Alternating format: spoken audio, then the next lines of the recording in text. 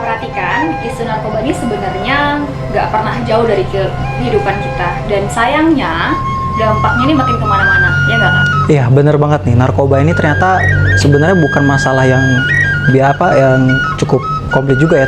Ternyata sudah umum banget di berbagai negara.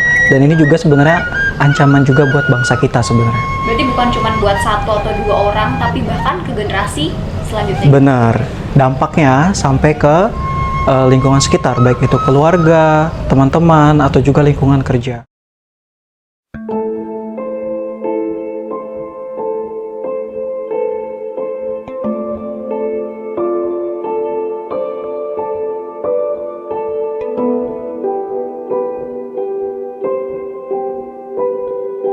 Dan ini juga bisa merusak generasi bangsa, yang mana sebenarnya generasi bangsa yang baik itu adalah generasi yang sehat.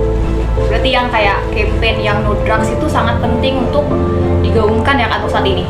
Penting banget, karena itu juga salah satu bukti atau bentuk kita sebagai aksi kita dalam bela negara. Iya, benar sekali, saya setuju. Kalau misalnya gini Kak, ternyata menarik loh kalau misalnya kita ngomong terkait dengan cinta tanah air, karena orang bakal nganggap bahwa cinta tanah air itu hal yang besar dan sulit dilakukan, padahal ini bisa dimulai dari hal yang kecil ya Kak ya, contohnya menjauhi narkoba.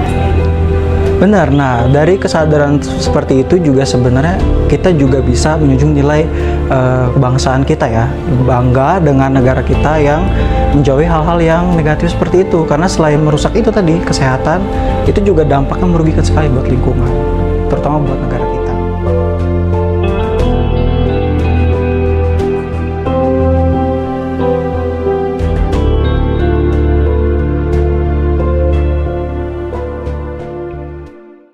Mencintai negeri ini bukan hanya tanah dan benderanya, tetapi juga generasi yang hidup di dalamnya. Namun narkoba perlahan merusak semuanya. Anak muda kehilangan masa depan, bangsa kehilangan harapan. Menolak narkoba bukan sekadar pilihan pribadi, melainkan bentuk cinta pada tanah air, agar Indonesia tetap kuat oleh generasi yang kuat dan berdaya. Dan negara berarti memikul tanggung jawab yang besar.